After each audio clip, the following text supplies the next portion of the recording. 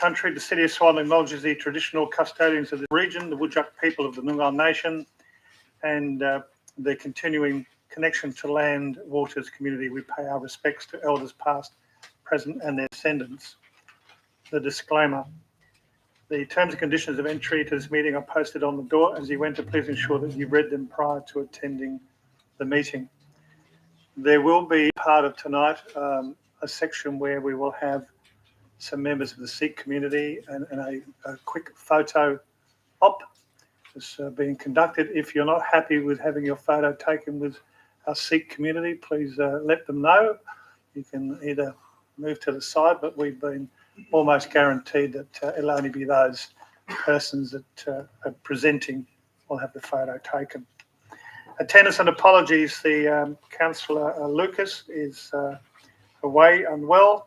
Councillor Richardson from the Pierce Ward is also away unwell. They will be coming in by electronic means, and that is one of the issues we have at the moment. We can't seem to get a connection operational to allow that. So as soon as they're into the meeting, we'll advise everyone accordingly. I'd like to welcome David Travascus, the new Executive Corporate Services Director, subject to council endorsement. He's in the room at the back. Welcome and safe journeys home tomorrow.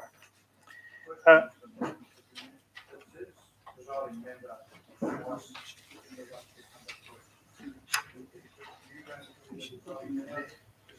am the presiding member.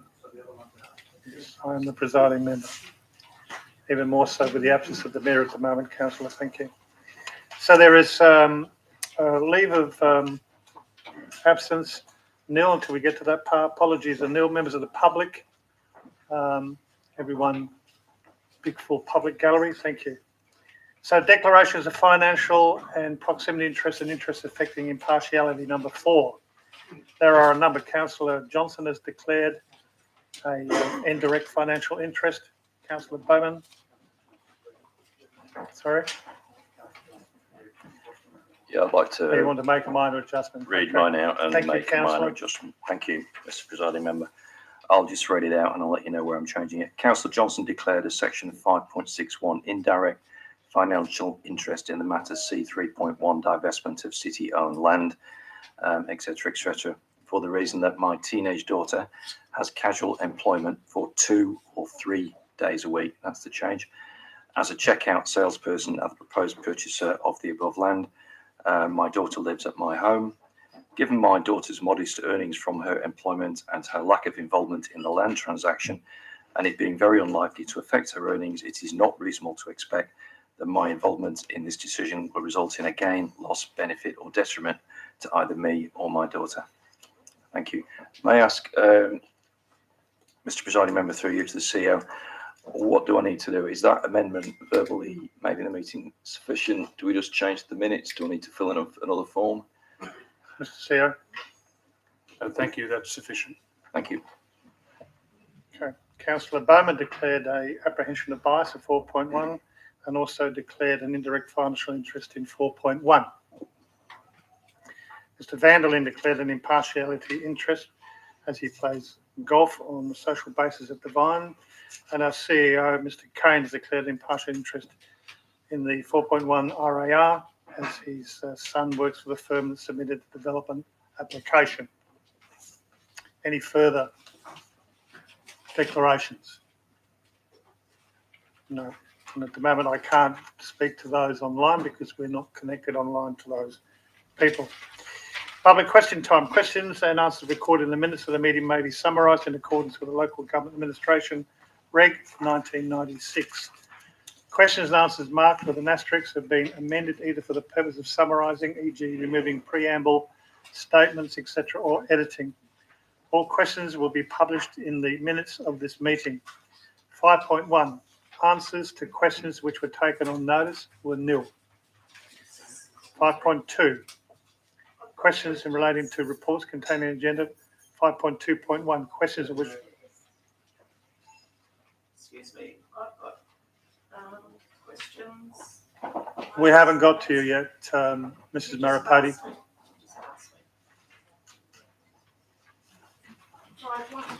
We haven't got to you yet. Thank you. 5.2, questions relating to reports contained in the agenda. 5.2.1, questions of which due notice has been given, nil. 5.2.2, questions without due notice. If any member of the public wishes to ask a question on an item on the agenda. Take that as... Excuse me? You had passed it. I was correct. No, Mrs. Maripodi, I'm not going to pass it. I haven't got to you yet. With answers to questions which were taken on notice by one. That is me.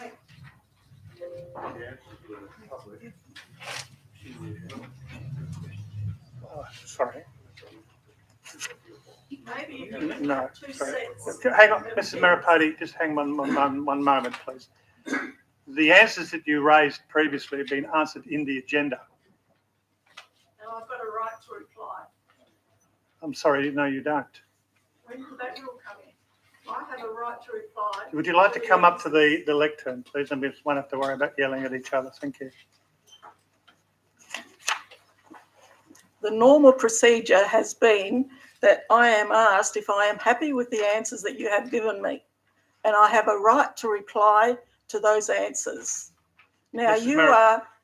you are passing over me, and it's been done the last 3 council meetings, and I refuse to sit and accept it. Mr. Maripodi, on page 6, there is an item there that asks any member of the public wishes to speak on an item not in the agenda.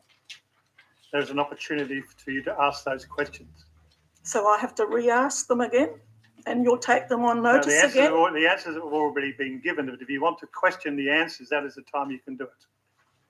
So page 6. Well, it seems it seems like you're making the rules as you go along. I'm not. Thank you.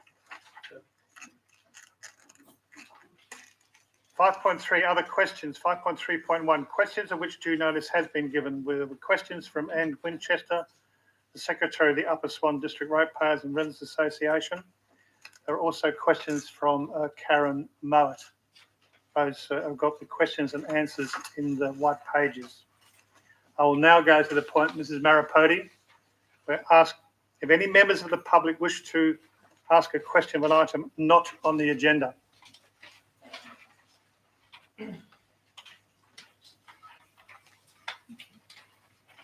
Please come forward, and if you can press the button on the speaker. Thank you. I did ask 4 questions at the March meeting, and they were all taken on notice, and the answers were completely evasive, and not one answer was given to questions 1, 2, 3 and 4. I would like them all answered again. Now, when I first started it, I explained my questions, and the question has been about Emu Swamp and the vehicle access way that was built through the wetlands. In no way in the last year and a bit have we ever questioned why a Eucalyptus grandis tree was cut. And that was your answers about the eucalyptus trees. We've never asked that question. Our question has been, why was that vehicle access built? And you clearly need a permit to clear any bushland in a wetland. Thank you. Thank you. We'll now go to public statement time. Public statement time at the registration required at 10 a.m. on Wednesday, the 8th of March. We have 2 public statement times. The first one is by Ms. Clarkson regarding the BMX pump track at Enderby Park, Ballajura. You could come to the lectern and press the button. Thank you. Thank you. You have 3 minutes. Thank you. To the Mayor and the Deputy Mayor and the councillors of the City of Swan. I'm a resident of South Ballajura and I live close to Enderby Park. Enderby Park is a linear park situated in the Ballajura Parklands Estate in South Ballajura. It's a long and narrow park with water flowing through it at times of rain. This park is used by residents for dog walking, playing and enjoying the peaceful nature of the park. There is no parking nearby and no facilities such as toilets, water fountains, lights, or anything else in this park. Many residents were outraged that the idea of a BMX pump track would be built in this linear park. During conversations with the City of Swan, residents were told that there had been significant opposition to the proposal and that a report would be available and sent to us. No report has been sent, and in contrast, at the annual meeting of electors in March 2023, it was noted that a ratepayer of Ballajura raised motion 35, and I quote, to continuously advocate federal and state government for funding for the proposed pump track at Enderby Park in Ballajura. This has resulted in the ratepayers and residents of Ballajura who use Enderby Park on a daily basis to voice our opposition to this proposal. During conversations with our ward councillors, we were told that residents of Ballajura had requested this development back in 2019 or 2020. We reviewed both the Ballajura Local Area Plan of 2020 and the Ballajura Local Area Plan Update 2022, which are both on the City of Swan website. We are unable to find any reference to residents wanting a BMX pump track in South Ballajura. I could continue, but as I'm limited to only 2 minutes, there were many other points that I could use as arguments in this conversation, but I'm unable to because I'm limited to 2 minutes. One very important point that we did find in that Ballajura Local Area Plan is that Ballajura has a very concerning level of tree canopy, and that 6.2, the Urban Forest Strategy draft, particularly speaks of the linear parks being areas to provide opportunity for revegetation. Reviewing other BMX pump tracks on the City of Swan website, each one of them is in a large park. They're near facilities such as sporting grounds, toilets, shops, and other infrastructure. We oppose a BMX pump track anywhere in Enderby Park and instead ask for Enderby Park to be maintained as a green space for the enjoyment and relaxation of the people of Ballajura. Thank you. Thank you, Ms. Clarkson. Next is Mr. Mandeep Singh from the Sikh community and the importance of Sikh Day. Thank you very much. Waheguru Ji Ka Khalsa, Waheguru Ji Ki Fateh. Good evening to everyone who's in the room today. Because I'm limited on time, I'm going to jump right to the points here today. Today, we are representing the Sikh community of Australia, not only Western Australia, to share a message with the city of Swan, a message of support and a message of appreciation, where the city of Swan has allowed for an acknowledgement of the month of April as the Sikh Heritage Month, which is globally recognized, and 14th of April being National Sikh Day or the Khalsa Sajna Divas. A little bit about Sikhism. Sikhism was a faith founded in Punjab. It's a transnational region in South Asia, was founded 500 years ago and was introduced to Australia in the 1880s.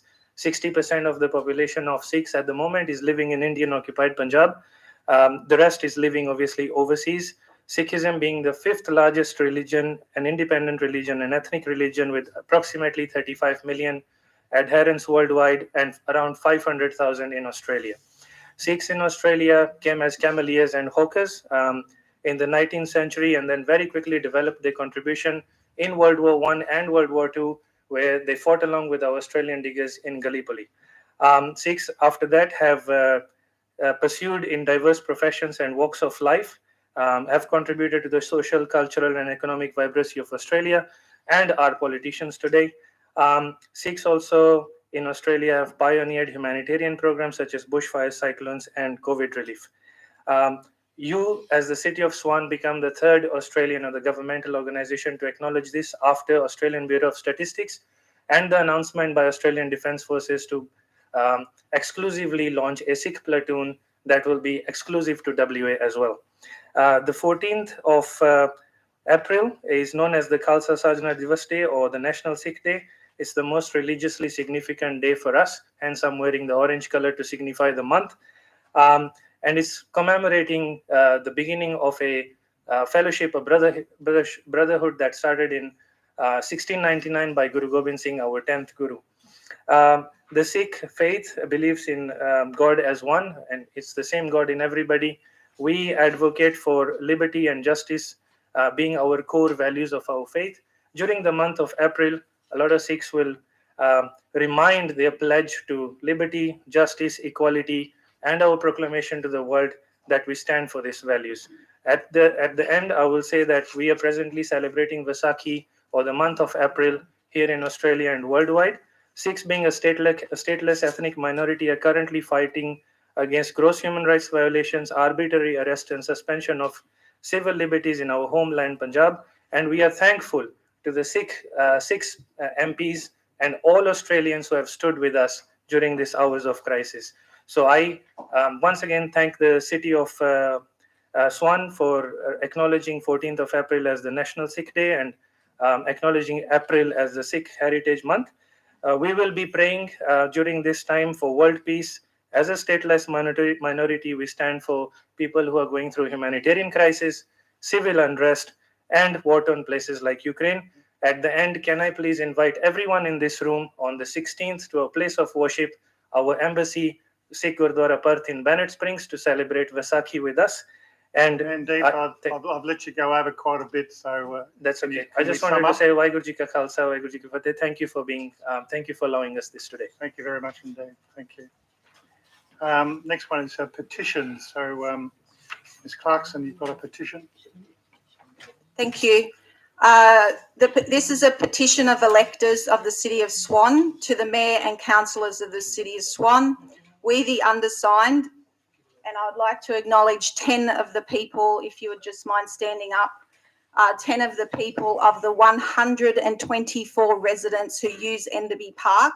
We oppose the construction of a BMX pump track at either of the locations sent to us, and we petition that this proposed development does not go ahead in Enderby Park, and I would like to present the petition to the City of Swan, please. Thank you. One of the staff can grab the petition, please. Thank you.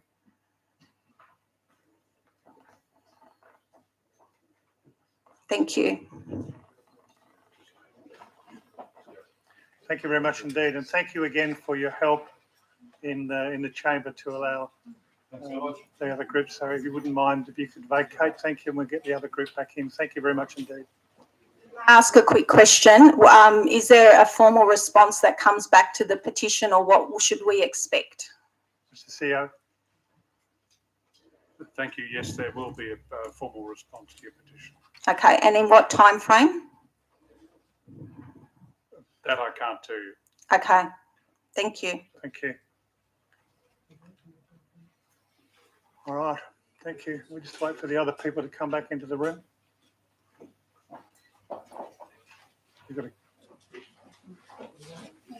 You've got a petition? Yeah, okay.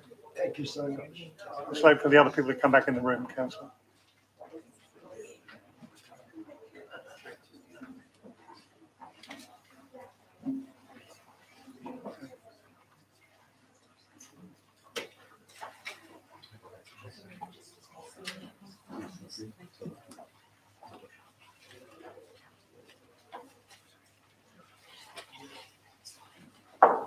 Okay, thanks.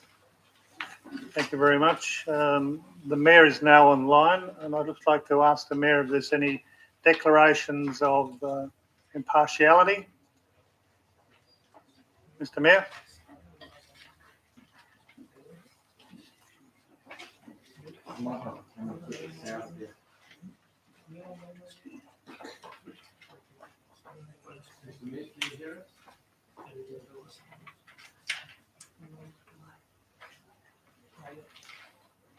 You can hear us? Okay, so Councillor Lucas. Can you unmute yourself?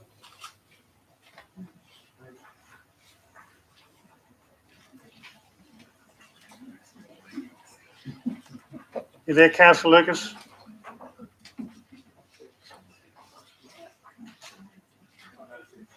All right, then we'll. I think then we'll move on. Okay, 8 was the deputy. Oh, sorry. Any further petitions? Councillor Bum. Thank you, Mr. Deputy Mayor. Mr. Deputy Mayor, I have a petition from 8 signatures. Those signatures are all of the Exec Committee of the Vines Residents Association, representing 302 members and over 500 residents in the Vines. And they've said, we, the undersigned, all being electors of the City of Swan, request that Council consider and notes the strong opposition of the residents and ratepayers of the Vines with regards to the redevelopment of the Vines golf course and driving range when making any planning decisions relating to land owned by the Vines WA Pty Ltd.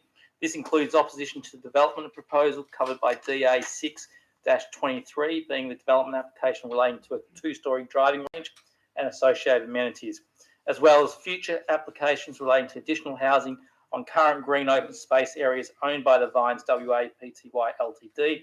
Residents and ratepayers of the Vines have expressed their strong objection to redevelopment of green open space of the Vines golf course and driving range on numerous occasions since mid-2021, and full details appear in the appendix to the petition, which I understand the Manager of Governance just handed out to all councillors. Thank you. All right, so we'll move on to 8 deputations. I'll move to receive the petitions. I don't think we need to move to receive the petition, do we?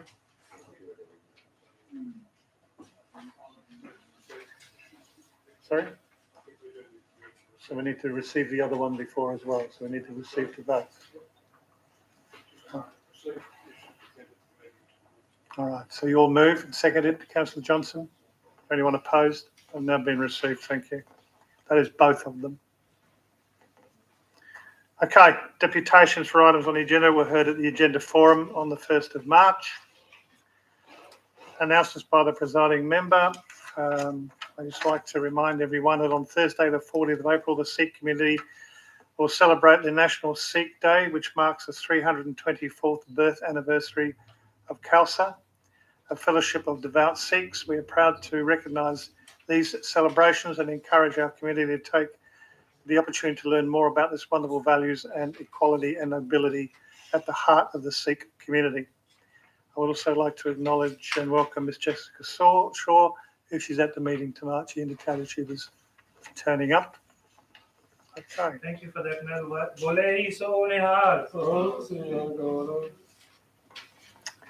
Thank you. So we'll go to 10 now, which is 10.1, answers to questions which were taken on notice. 10.2, Councillor Knight asked some questions. They're in the folder.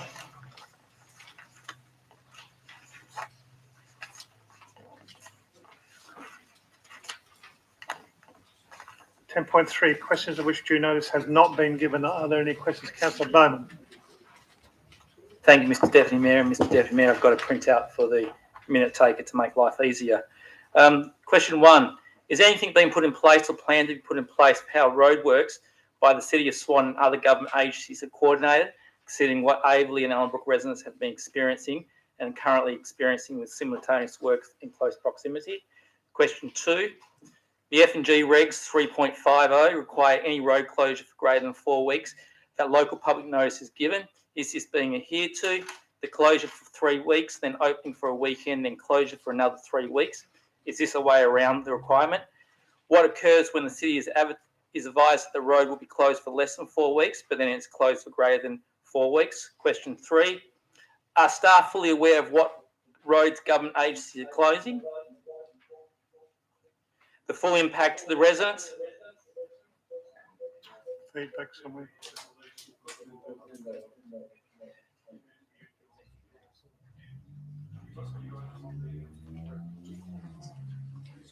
Shall I continue?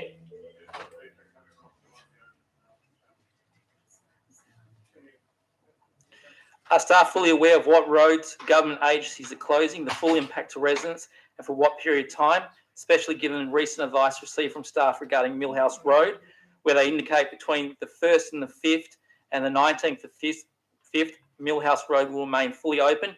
However, Water Corp have advised that Millhouse will be closed to eastbound traffic, as there will be a single lane closure at the Millhouse and Chateau roundabout from the 1st of May to the 19th of May. Question 4, between the 1st of May and the 15th of May, all traffic that needs to enter the Vine suburbs that would have done so via Shadow Place will be detoured along Holdsworth, Mathena, the Broadway, Bordeaux Lane and the Vines Avenue. Will the current road network cope? Is it normal for a detour route to go via other roadworks, the Broadway? Were staff aware of this when approval was sought and given? Question 5, the opening of the bitumised, although worn access track from Ellenbrook Drive onto Aveley Road would provide an alternative route for many and reduce the amount of vehicles needing to detour through the roadworks at Broadway. However, staff advise this is not required. Will this now be reconsidered, and can Water Corp be required at their cost to do a quick reseal over this small track before the 1st of May in conjunction with their other resealing work to make it more trafficable? Question 6. Has the city required Water Corp to replace at their cost the recently cut mature jacarandas on Chateau with at least semi-mature jacarandas, or are they just providing money for the cost of 3 small tree saplings for every one of them cut down? Question 7. Why was the recent trip by the Mayor to Singapore not subject to the Council report and the Council's decision as occurred in 2019? 8. Noting that the 2 closest and most relevant Council policies being attendance at events policy and the Council Professional Development and Training policy do not allow for the Mayor's attendance to Singapore. Therefore, as there's no Council policy that allows for this, who approved the Mayor's attendance to Singapore? 9. Did the City of Swan ratepayers incur any cost for the Mayor's wife to attend, and what role did she play at the event? That was 9. 10. Why was councillors not informed prior to the Mayor attending, noting a previous request to leave of absence was submitted and some of us either found out via Facebook or by the CEO giving the Mayor apology at an event? 11. The $80,000 budget for this trip, I've been advised by the CEO, was included in the budget, was adopted by Council. The budget where one council previously advised, I know what's in the budget, another council stated, I beg to differ when it previously stated, we have not been provided with all the relevant information. When was Council provided the specific information about this $80,000 being included in the budget for a trip to Singapore, or is it included in the total material and contract budget line item of many, many millions? And final question, at the May 2022 meeting, Council resolved to endorse the implementation of the private ACROD parking enforcement agreement from the 1st of July 2022 and target a marketing campaign to local private car park owners. Since the 1st of July to now, how many private car park owners have agreed to the agreement? What are the current private car parks located within the City of Swan that have agreed? And what is the city currently doing to increase the number of private car park owners to agree?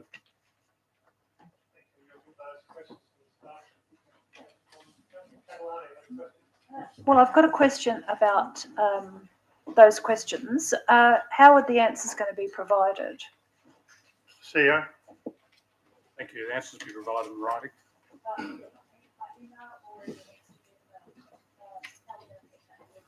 Sorry, in a report to council, like at the next meeting, or is it in an email?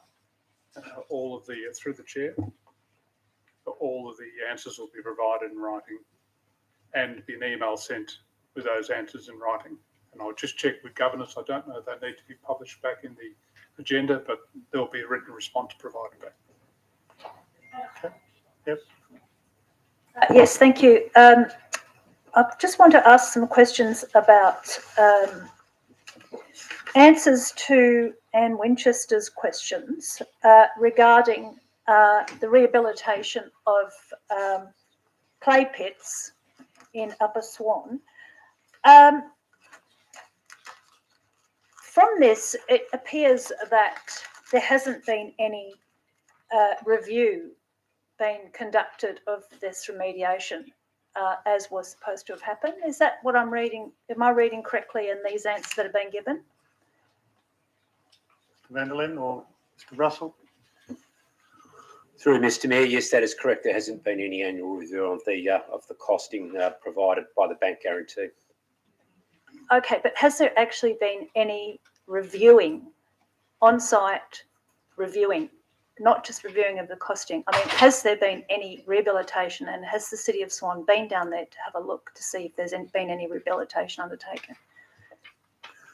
Through Mr. Mayor, the short answer is no. There has been no on-site reviewing because there's been no rehabilitation work, as the answers to the rest of the questions detail, because the proponent is still actively operating excavation activities.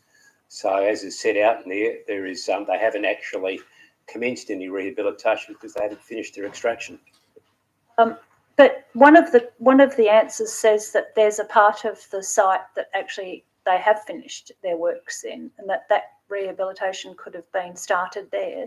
So why haven't they started there? Do you know, or is it just that nobody's asked the question? Mr. Russell? Through Mr. Mayor, The further answers explain that there hasn't been any stage rehabilitation because the proponent is still utilising the site for access and other purposes associated with the extraction of the balance of the site. Okay. So when was the rehabilitation supposed to commence with this particular? I think this is just referring to what's called amenity lakes, but when was this supposed to have been rehabilitated by? When were they supposed to have started rehabilitation on this? Is there any date? Through Mr Mayor, there is nothing in the planning approvals that require when they should do the rehabilitation. As the answer explains there, that the extraction licence had indicated that they ought to do it when they complete each stages. The council or the city has accepted a departure from that for the reasons that I just provided in the previous answer. So there has been no rehabilitation work done to date. The acceptance or the administration's position is that they will need to rehabilitate it when they've completed the whole of the extraction activities. And we're still holding a bond of or a bank guarantee of some $100,000 for that purpose. Certainly as we get closer to the finalisation of the extraction, it is open to the city to then reevaluate the total cost of those works at the present time, and if necessary to take a further top up, I'll use that term, top up of the bank guarantee to reflect the costs of rehabilitation in 2023 dollars. Okay. All right, thanks. And one last question on that. So when do we expect that they will have completed what they're doing down there, and that when they will actually start the rehabilitation? Do you know? Have you had any conversations with them about that? Through you, Mr Mayor, have to take that on notice for the proponent. Okay. Would you be able to put that in writing and advise me of that? Thank you. And I just wanted to ask one other question, and that relates to Councillor Knight's questions at Members' Question 10. I just wanted to know about these tapping sticks. It's on page 10, question 16.2. What were the tapping sticks for? There was a 50 sets of tapping sticks. I'm just didn't. They were a gift for the people that were at for those who were getting naturalised. Oh, and which one was that? That was Australia Day, was it? Okay, that's great. Thank you. Thank you. Okay, thank you. All right, any other questions? Councillor Johnson. Thank you, Mr Presiding Member. Yeah, Mr Presiding Member, question through you to Mr Coton regarding the answers to my questions in 10.1 and the 3 apparently dead sugar gums on Swan Street. I'm wondering, through you, Mr Presiding Member, if Mr Coton could give us any update on the state of health of the trees. Mr Coton. No, I'd have to take that on notice. Okay, thank you. And my next question, Mr Presiding Member, through you to Mr Russell. There's some construction work going on in the Bellevue RSL car park. I just wonder if this has had a development application and consent, and if Mr Russell can provide some information about it, that would be great. Mr Russell. Notice. Okay. Okay. Any other questions? No? Okay, then we'll go to leave of absence. Councillor Lucas is on leave of absence from the 13th to the 18th inclusive. Councillor Henderson from the 2nd of May to the 29th of May. Are there any other notice of leave? Okay, now then we need someone to move that leave. Councillor Zanino moved, seconded by Councillor Parry. Is there anyone against? Declare that carried. Thank you. Enjoy your holidays. 12, confirmation of the minutes. 12.1, confirmation minutes of the 8th of March. There are some changes related here on the change vote from 10.5 to 9.6. Councillor Howlett voting the motion against it. So I need someone to move. Councillor Bowman moved, seconded Councillor Johnson. Is there anyone opposed? No, we'll declare that carried then. 13, any business left over from the previous meeting. Part A, 13.1, policy review, local planning policy. POLLP 1.10, provision of public art request to advertise. Councillor Bowman. Thank you, Mr Deputy Mayor. Mr Deputy Mayor, I move that Council resolves to 1, grant approval for public advertising of the modified local planning policy POLLP 1.10, provision of public art for a period of 21 days with the following amendment. Remove the following words: contributions will be capped at $500,000 for any single development. And 2, establish a new contribution threshold for prescribed developments as being 2.52 million construction costs excluding GST until council next makes a resolution on this matter to reflect increases in construction costs since the current threshold was adopted in 2016. And 3, record the reason for change is more fair. It encourage bold statements on larger projects, and larger projects have a large scale impact on the community and should contribute accordingly. Seconder. Councillor Jones, seconded. Is there anyone opposed? Opposed? Do you wish to debate it? No, no debate, then we'll put it to the vote. Sorry, we're still trying to get the mayor online. Chair, the mayor is online. The mayor is having problems with the audio. Not receiving notification or a text for his for or against once you put a motion. It's the only way I can get that. Point of order, Mr. Mayor, that can't allow that. He's got to be in constant contact with council at all time for his vote to be.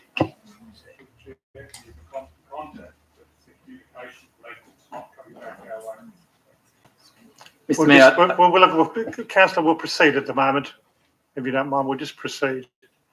So at the moment, there is one person against, doesn't wish to debate, so we'll put it to the vote. Point of order. I think the Act is pretty clear on what constant communication is, and that is an open telephone channel or an open Zoom channel. Mr. CEO. It's not watching online and sending a text. Mr. CEO. Audio back on and video back online. It's the mayor saying you can hear everything. We should be able to see it. Why it needs to be dropped off.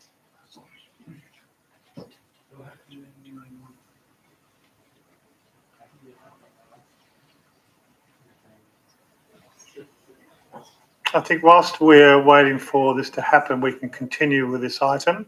It's not going to make any difference to where we are. Again, I'll repeat, we had opposition by Councillor Henderson. He doesn't wish to debate it, so I'm going to put it to the vote. All those in favour? I've got Councillor Jones, Councillor Bowman, Councillor Pridovnik, Councillor Howlett, Councillor Catalano, myself, Councillor Parry, Councillor Knight. That is, just put your hands up again for me. 1, 2, 3, 4, 5, 6, 7, 8. The mayor is online with his hand up, so that is 9. It's carried, and those are against were Councillor Zanino, Councillor Henderson, and Councillor McCulloch.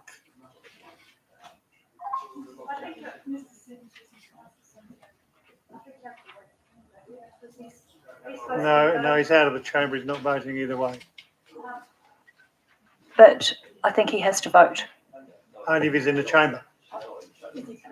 He's actually present at the meeting. He has to vote. He's got to be.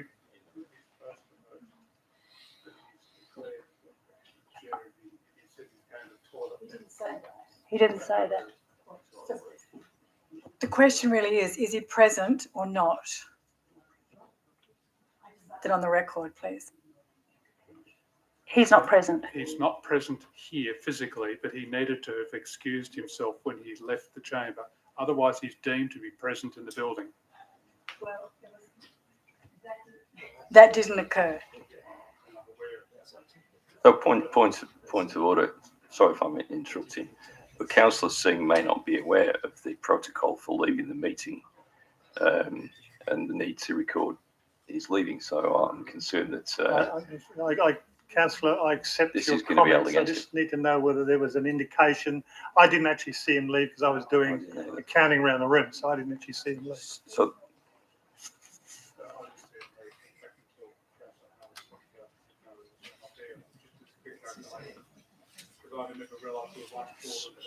Right. So as it's obvious that he's gone, can we just record it in the minutes that he's not here?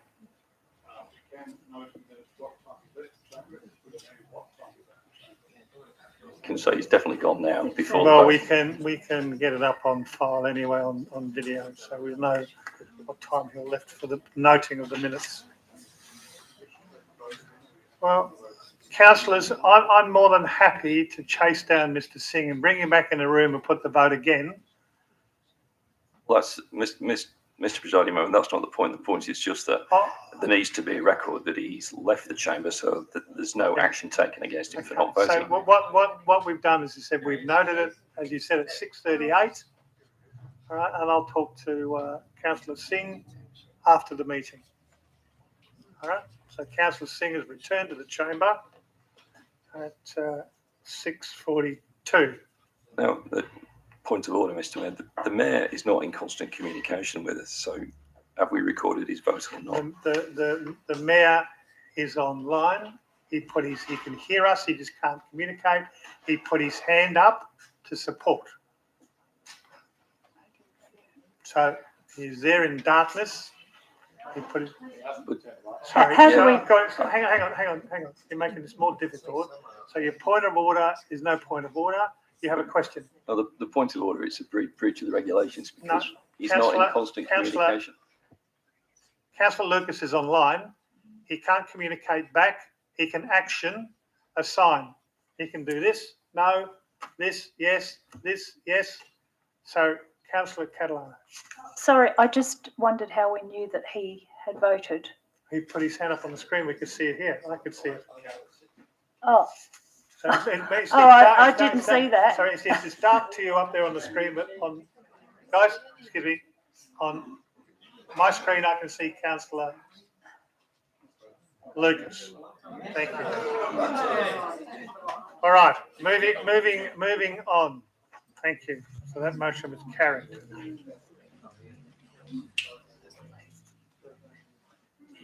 Yes, against with Councillor McCulloch, Councillor Henderson, Councillor Zanino were against. The rest were for. Absent was Councillor Singh. Point of order. I was against. You were against. And Councillor was against. 10. No, 9 for. It's Councillor Richardson. And while we're at this, is Councillor Richardson, is she online, not online? No? Okay, right. All right. We're going to try again to try and get that Councillor Richardson back online. We can try again. It's very, very, very frustrating. Thank you. All right, let's move on then. Thank you. We've got Part B, councillors. Adoption of those recommendations contained in items not withdrawn. There is Part B 3.1, 6.1, 6.2, 6.3 and C 3.3. I need a mover for the en bloc. Councillor Parry, seconded Councillor McCulloch. Is there anyone against? And I'll declare it carried. Part B and C. Part B. We have 4.1, 4.2, 5.1, 6.4, 6.5 and 7.1. And then we have Part C in confidential. So we're going to move to Part B. And there is a notice of motion by Councillor Zanino. Councillor.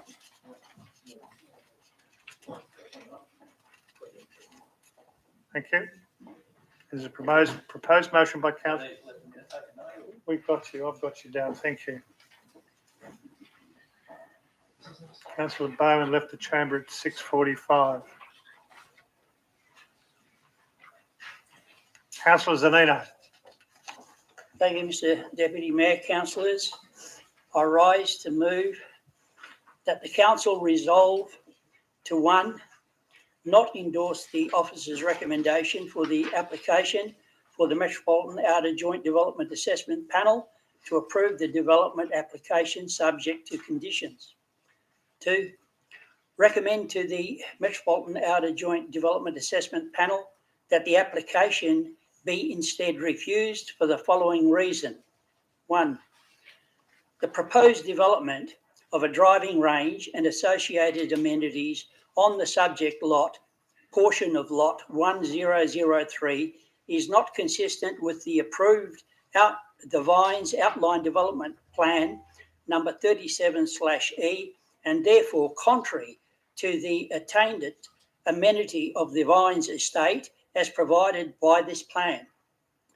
3, advise the applicant and the Metropolitan Outer Joint Development Assessment Panel that it considers that a driving range building and associated amenities on the existing driving range site would be consistent with the approved the Vines Outline Development Plan number 37/E and the existing amenity of the Vines estate.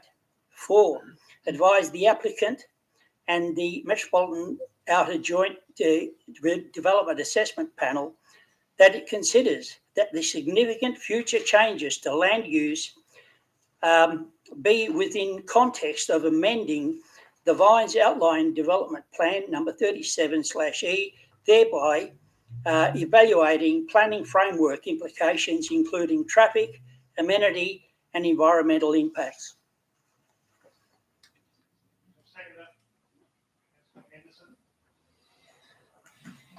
Amendment, please. Yes, thank you. My amendment is to add in between point 3 and 4, so create a new point 4, advise the applicant that it is recommended to not be approved as the application has not been referred to the Environmental Protection Authority in accordance with section 481(3)(c) of the Environmental Protection Act 1986, as the application appears likely to have a significant effect on the environment. Mr. Mayor, there is a typo. There's a typo in the recommendation. If that can be rectified in. Yes. The typo is in number 3, in the line where it says existing range site would be, it says consistent, but it should be inconsistent with the approved, the Vines Outlet, inconsistent. Thank you.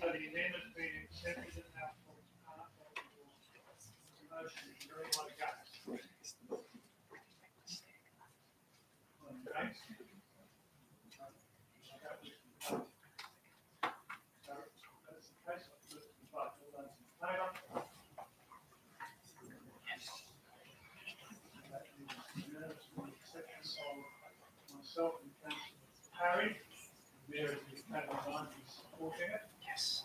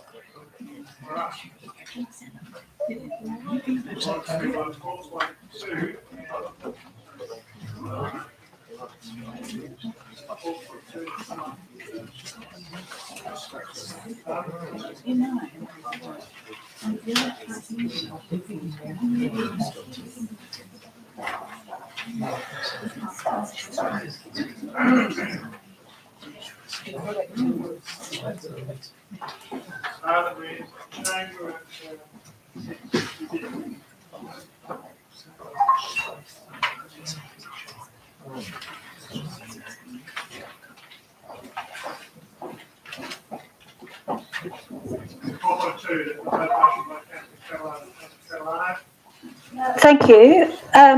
I have spoken to the proponents of this particular daycare premises in Dayton, and they've said that they're more than happy. No, actually, what I'm trying to say is, well, what I would like to do is withdraw my motion. Sorry. If you can please read your motion, and I'll give you that opportunity. I would like to withdraw my motion. And the reason why I would like to withdraw my motion is because I've spoken to the proponents and they are more than happy to accommodate planting marri trees on the daycare centre premises. So you're withdrawing your motion? Yes, Okay. and so I'm happy to go with the officer's report. Okay, so then Moved by Councillor Johnson, seconded by Councillor Parry. Is there anyone opposed? No one opposed. We'll declare that carried. Thank you. 5.1. Proposed motion by Councillor Bowman. There is the officer's recommendation on 5.1. Councillor Bowman No. wishes to speak I've against. indicated I wish to speak against the officer's recommendation. So I need someone to move the officer's recommendation. No one's going to move the officer's recommendation. Then the officer's recommendation will lapse. Councillor McCulloch, you've moved the motion, seconded by Councillor Jones. Anyone opposed? Councillor Bowman. Councillor McCulloch, you wish to open the debate or reserve your right? I will reserve my right. Okay. Councillor Jones, do you wish to speak? I have nothing to say. Nothing to say. No. All right. Councillor Bowman. Thank you, Mr Deputy Mayor. Mr Deputy Mayor, the previous resolution from council was to consult with the residents of Dayton to see what they would prefer for an entry sign. That being singular, not plural. What we have before us is not an entry sign, but in fact 6 locality signs for Dayton, these being at a cost of $15,000. In addition to this, planted entry statements have been recommended. Where did the idea of planted entry statements come from? The report advises that staff completed 2 conceptual plans for planted entry statements, which appear to not be in keeping with the previous resolution of council. The city does not normally provide entry statements into suburbs, so why now? Developers will often include such statements at entry points in their developments. Councillors, having 6 entry statements into any suburb, in my opinion, is excessive, remembering that the signage proposed only being mere locality signage. Where is the main entry, the original entry, or the most meaningful entry into the suburb of Dayton? This is where an entry sign should be getting installed if council wants to proceed with an entry sign, not at 6 locations. I can support 1 entry sign and 1 planting, which would be a cost of $14,000. I cannot support 6 at a cost of $84,000. Speakers for the motion? Speakers against the motion? Councillor Johnson. I too cannot support $84,000 for an entry statement for one particular suburb. That's it. Thank you. For the motion? Against the motion? Councillor Henderson.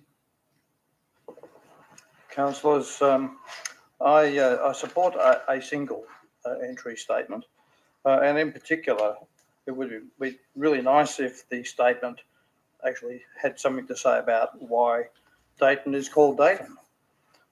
It's called Dayton because of Wally Day, who farmed that area for many years. So putting up one sign with a little bit of a statement about Dayton would be good. The amount of money being proposed to spend elsewhere, I think, is excessive, and we should concentrate, as we do in other subdivisions, often signed by the developers. But in this case, I think it would be good for us to have a single entry and detailing a little bit about Wally Day. Thank you. Okay. Anyone for or against? Councillor Catalano. Yes, thank you. I'm quite surprised that now this motion for signage in Dayton that was agreed in 2021, which is almost 3 years ago, and that's been through rounds and rounds and rounds of consultation at ward meetings and with ward councillors, is now going to, there's a potential that it's actually going to be derailed. The real issue that I remember at the time was that people in Dayton did actually ask for the signage because nobody knew where it was when people were looking for it to visit Dayton. They didn't know where it was. But there were other things, and that was that Dayton was somewhat a forgotten suburb and the suburb itself needed an enhanced sense of identity and place, and the people need to have that identity, promoted by the city, because that's the kind of that's what we need for people to actually belong and have a sense of belonging and have a sense of commitment to the suburb, and actually want to call the suburb home and create a kind of suburb that is sustainable and livable in. So there was the signage, but then we also at the same time had a real problem in Dayton with lack of tree cover. And there was lots of discussion about, because it didn't have any trees, it was completely, almost completely bare of vegetation and street trees. And so there was a discussion about could the entry statements also have some iconic tree cover, and those plum trees, those flowering plum trees that were the original entryway, that were on the original entryway into Dayton along St Leonard's there, were identified as great place markers. So it was the signage and the trees to give that community and that suburb a sense of place. And at the end of the day, a sense of place actually saves the city money, because people feel they belong to the suburb. They feel an investment in the suburb, and they look after the suburb because we're investing in it. So therefore, they'll invest in it. So let's not get too caught up in $80,000, and let's just think that actually over time, that just manifests into a commitment and a whole community investment in the suburb. People will want to stay there. They'll want to make the suburb nice because they know that we're prepared to assist, make those changes and bring the suburb up to have an identity, a sense of place that they can share in. It didn't have that. It really didn't have that. And anyone that had been to Dayton at that time, and things have improved a lot. We've done a lot of tree planting in there. But these entry statements would just add that little bit extra now to the work that's been done there. And that will, I think, make Dayton and people of Dayton feel as if they are a part of the city of Swan and not the forgotten people of the city of Swan. So I really urge you to consider going ahead with this. It has the support of all the ward councillors. It has the support of the community. It's a small investment now, but it will actually extend out into a huge payback for the city in terms of people's sense of place and well-being. Thank you. Thank you. Councillor Howard. Thank you, Mr Deputy Mayor. The entrance statement is mostly trees. It's a win-win situation. It helps us address our urban canopy policy. It creates a sense of place that Councillor Catalano is talking about. So when you think about it in context, $80,000 for a quick trip to Singapore to generate business and income externally versus $80,000, or for the same budget, we get a long-term impact for residents that pay their rates on an annual basis in our suburb. This has got to make them feel good. It's got to make us feel good. It addresses multiple things. Dayton has been a forgotten suburb for a long time. I don't mean that in a bad way, but Dayton's a great place. But I mean that it's been lacking some amenity and lacking a sense of place. The blocks are small. People are investing their life savings in houses that may be their house for life. and let's give them a sense of community and help add to that with what has been agreed upon by the ward councillors and also with consultation with the community. And that is a planting of 62 trees. We did signage for Guildford with the Mandoon river signs, and we know how well they went down. They were very well received. They may be funded slightly differently, but they've created a great sense of presence. These ones, I understand, will be a lot more modest in size, but the biggest impact is that sense of place that the trees are going to bring to the suburb of Dayton. And yeah, I think it's a great idea, and we should be supporting it because it does address several of our policies. Thank you. Question by Councillor Bowman. Thank you, Mr Deputy Mayor. Mr Deputy Mayor, can ward councillors in a ward meeting go against the council resolution? Well, Mr CEO, I would think you could decide what you wanted to do at the council meeting, whether it's for or against. No. So the previous council resolution, it would appear that in a ward meeting, they've discussed something that's different to the council resolution. Can ward councillors go against a council decision? Is my question. Mr CEO. So the only matter is before council. That's the only thing you're voting on. So if council's previously voted on something different to this, that would be a council resolution. But there's nothing that binds a ward council to any particular position. Once you walk into this chamber, you're entitled to vote on the matters that are before council. Your ward meetings are not determinative meetings. It's not my question, sorry. Maybe I need to reword it.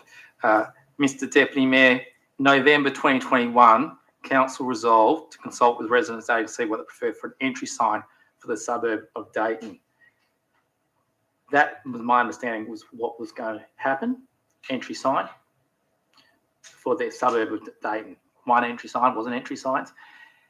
Can then councillors and even staff go against that resolution? Why have we got a report in front of us that's recommending 6 signs, 6 entry statements, and trees?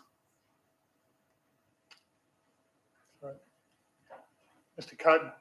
Yeah, through you, Mr Deputy Mayor, I'll just bring to council's attention in the, that was actually raised by staff in the original notice of motion at the time and in November 2021, and the officer comment was the format of the consultation and whether or not any predetermined options would be presented to the community would need to be determined prior to commencement. Staff assumed that this would be done in consultation with ward councillors. So that was the officer comment at the time, and that was what subsequently occurred. I'm just going on the resolution. Second question, through you, Mr Deputy Mayor.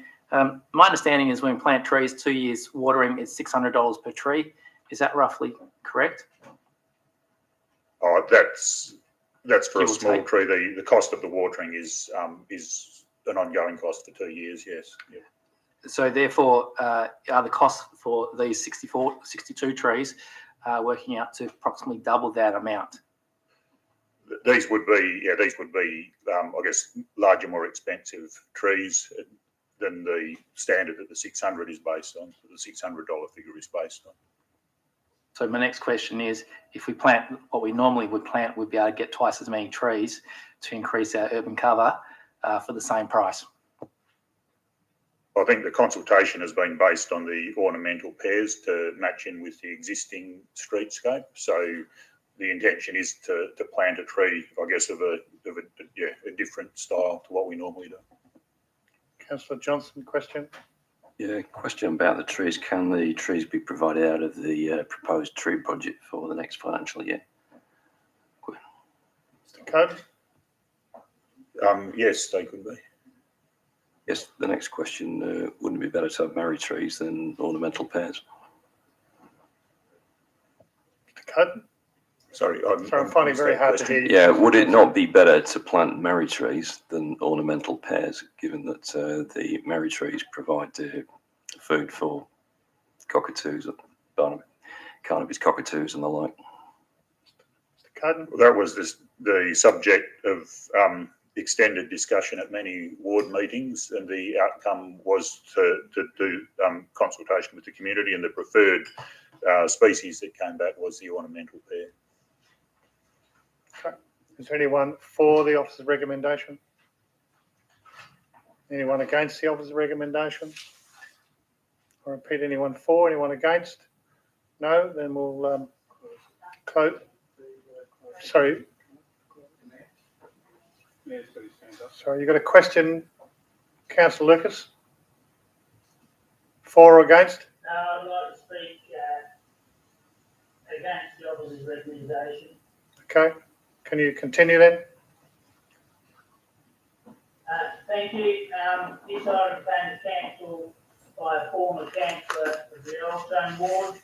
I've always said that if we're going to plant trees, they should be native trees to add that biodiversity, not put in ornamental trees, particularly pear trees which are known to sometimes carry a poison in their fruit, which could affect dogs and birds.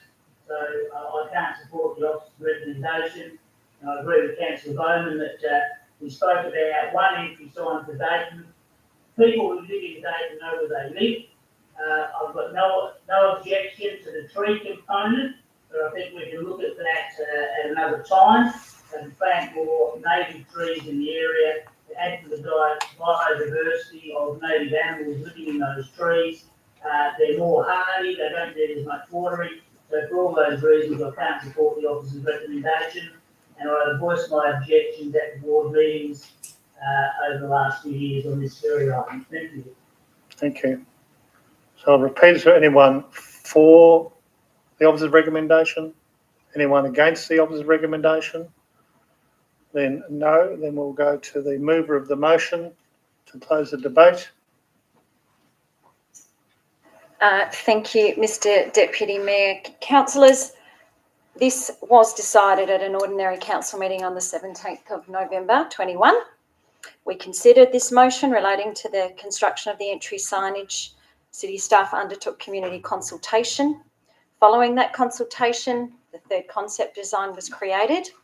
So what we have before us is something that has involved community, has had community investment, and I think Councillor Catalano very, very clearly and succinctly and beautifully put it as to why we're here now, considering this motion with the many attributes and the many advantages and the benefits to another local community across the city of Swan. And we look at different benefits for different suburbs and places and spaces in the city.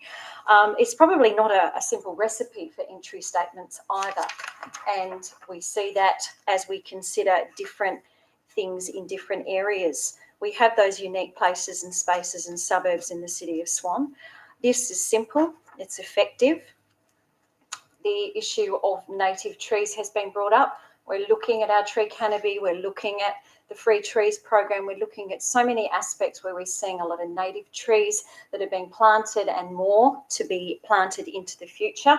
This is an entry statement combined with some signage. So I think that will work. I think it's relevant, it's relative, and I think that that's okay. And yes, I think just as Councillor Howlett stated, there is a longer term impact for the community, just as the Singapore Economic Development Initiative is a local investment and impact for years to come in our local business and economy. So it's not always apples for apples, but yes, we're looking at long-term impacts and investment across different spaces in the city. So councillors, we are here now. We have got a great outcome with that consultation, worked on very thoroughly and with a lot of hard work from our city staff. I urge you to support the officer's recommendation. Thank you. I'll now put the item to the vote for the officer's recommendation. All those in favour? So I'll do it. Councillor McCulloch, Councillor Zanino, Councillor Knight, myself. Councillor Catalano, Councillor Singh, Councillor Howlett, Councillor Prodovnik. So just put your hand up there so I can just do the count. I'll get to that in a moment. I'm the only one up here at the stick. 1, 2, 3, 4, 5, 6, 7, 8. Councillor Richardson is 9 and the Mayor is against. So you've got those numbers. Yep. Mr. Sear, you got it all? Right. Thank you very much indeed. The motion is carried. 6.4, sale of land, rates and charges outstanding for more than 3 years. Proposed motion by Councillor Pridovnik. This motion is that council resolve to defer voting on item 6.4, sale of land, rates and charges outstanding for more than 3 years until 1, the city can confirm in its processes they have made contact with the owners of the property and received a response. 2, council is provided with written assurance from the ratepayer they are not willing or able to pay the outstanding debt. And 3, we better understand their personal circumstances. 2, record the reason is that people have not paid their debt is unclear and more investigation can be done here. Last month, the ABS released its Census 2021 homelessness data, and Swan recorded the highest number of homelessness across the state, up from 355 in 2016 to 977 in 2021. This represents a 175% increase over 5 years, in stark contrast to the statewide average increase of 8%. In light of these statistics, we need to be certain we have all the information we can gather before we consider selling a home. Seconder. Councillor Jones. Anyone opposed? Amendment, Mr. Mayor. Sorry? Amendment, Mr. Amendment? Sorry, Member. Yep. No.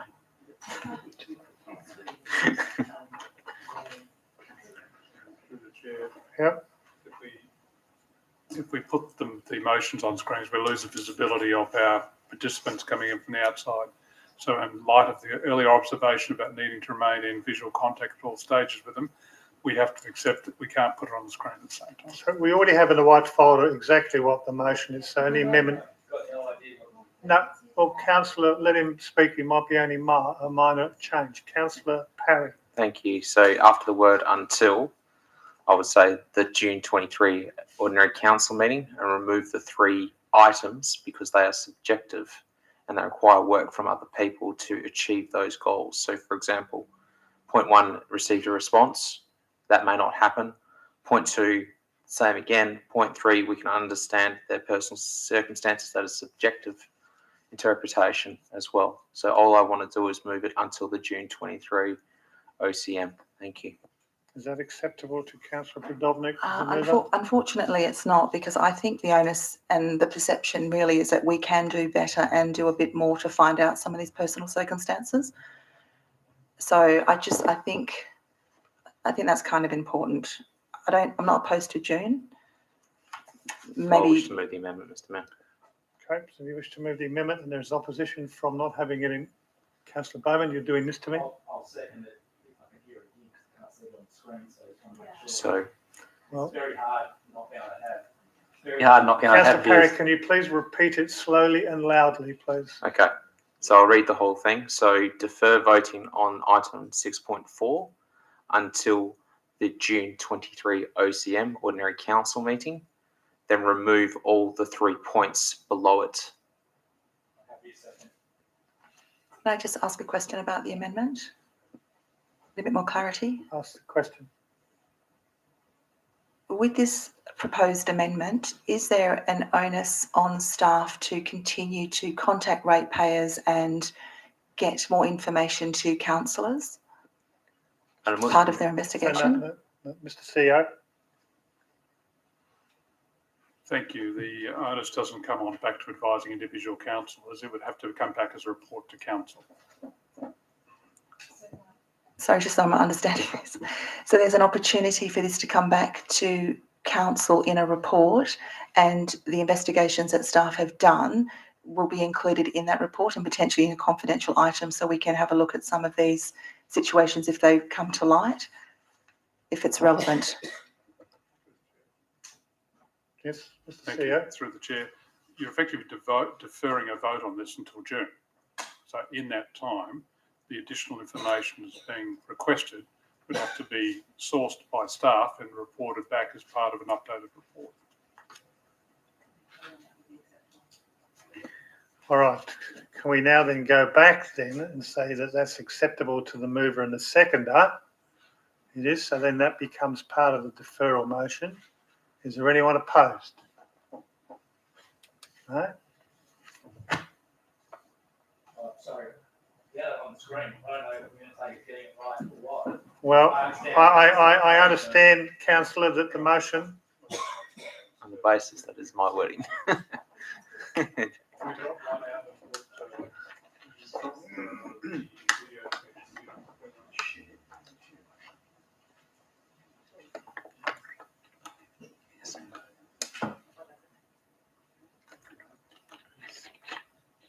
Deputy Mayor, whilst that's being looked into, item 5.1, there was a motion to refuse it, but was there a motion for it to be dealt with because it had been withdrawn? no, we moved the officer's recommendation. Officer's recommendation. Yeah.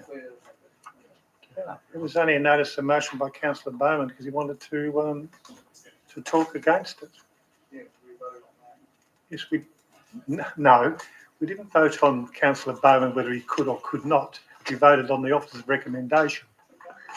Thank you.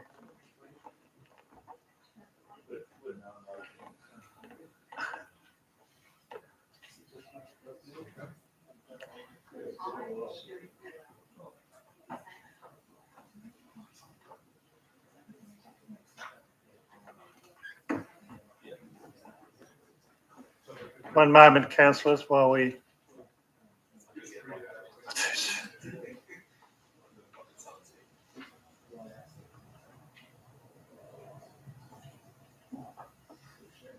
Through the chair, what the motion reads is that council resolve to 1, defer voting on item 6.4, sale of land, rates and charges outstanding for more than 3 years until the June 2023 ordinary council meeting.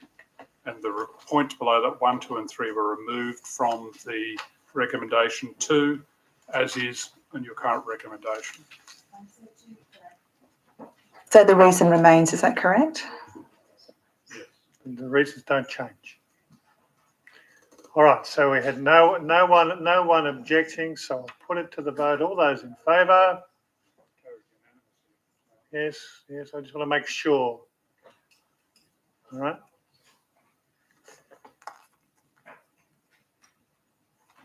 No one spoke against, it's carried unanimously. I know councillor Howlett was in opposition.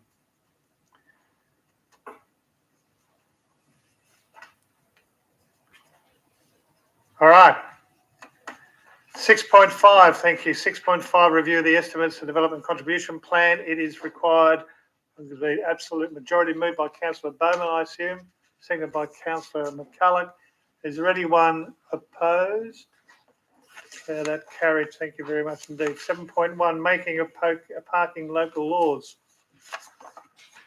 Moved councillor Parry, seconded by councillor Johnson. Anyone opposed? Declare it carried unanimously. All right, part C, motions of which previous notice has been given. There are a number there. Councillor McDovnick, Local Government Act, election provisions. Councillor Bowman, advantages and disadvantages of hardscape piazza versus softscape piazza for the Midland Oval development. Councillor Brodovnik, review of our current should that be our current financial hardship guidelines? I read the word, but anyway, okay, just for a review of our current extreme.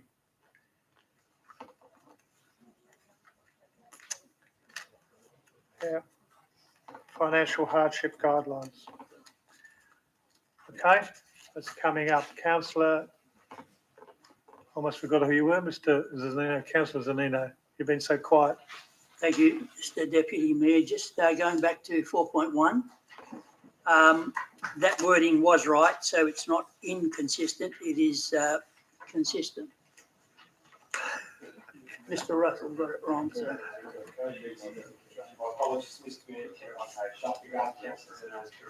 Well, do we need to put up a revocation motion? No. Or are we going to? It's You can't just a say, change of the excuse me, word. councillor, you can't say Okay. no. No. So, Mr. CEO, is there a need or can we accept it was an error in the word? I think, Mr. Mayor, for the purpose, Deputy Mayor, presiding member, for the purposes of surety, you need to move a revocation motion and move the correct motion. All right, so I need then Sorry, councillor, you need to leave the room, yes. Well, urd is a better word, councillor. Thank you, thank you. So 7:21, councillor Bowman left the room. To have a revocation, I need a show of hands for revocation motion. I've got 1, 2, 3, 4, 5, 6, 7. They're all going up and down like we're at an auction here. So, okay, we have sufficient numbers. Do we need to record the numbers, Mr. CEO, or just a show of hands indicating?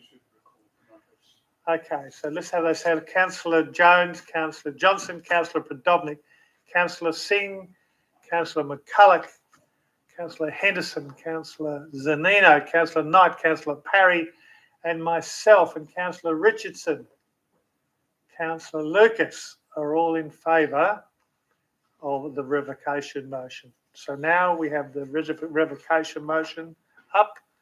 We need someone to move the officers. Is that correct? Yes, your motion.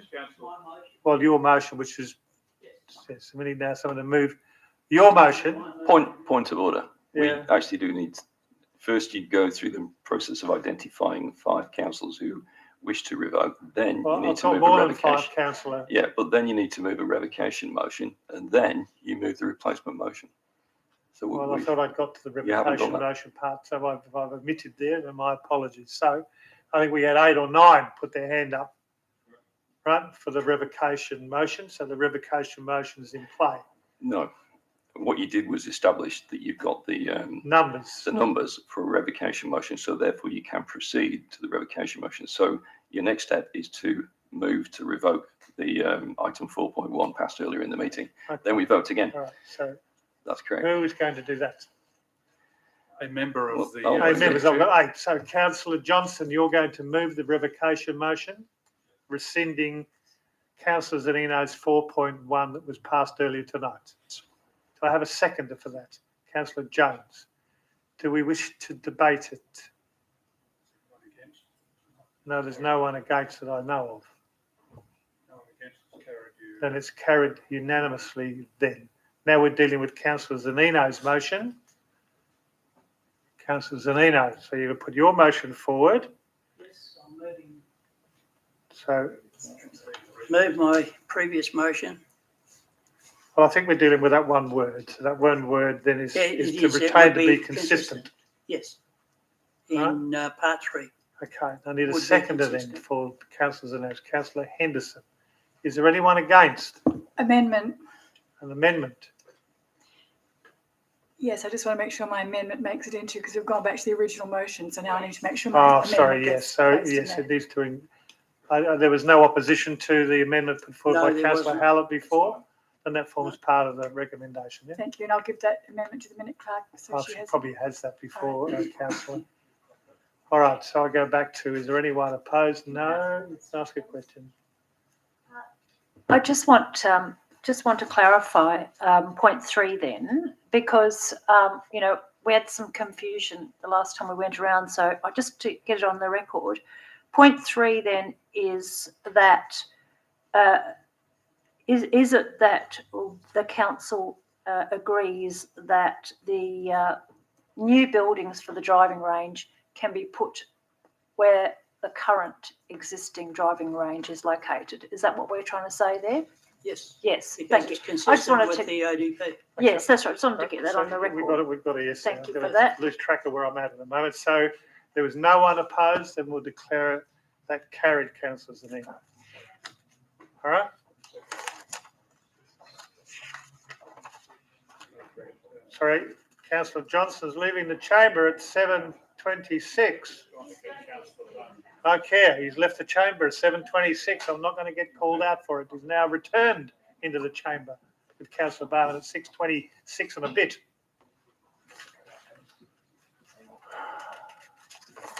All right. I went through the motions which previous notice have been given. All right. I would now like to move to go behind closed doors. Councillor Parry, seconded by councillor Bowman. And I go behind closed doors, and we're dealing with some items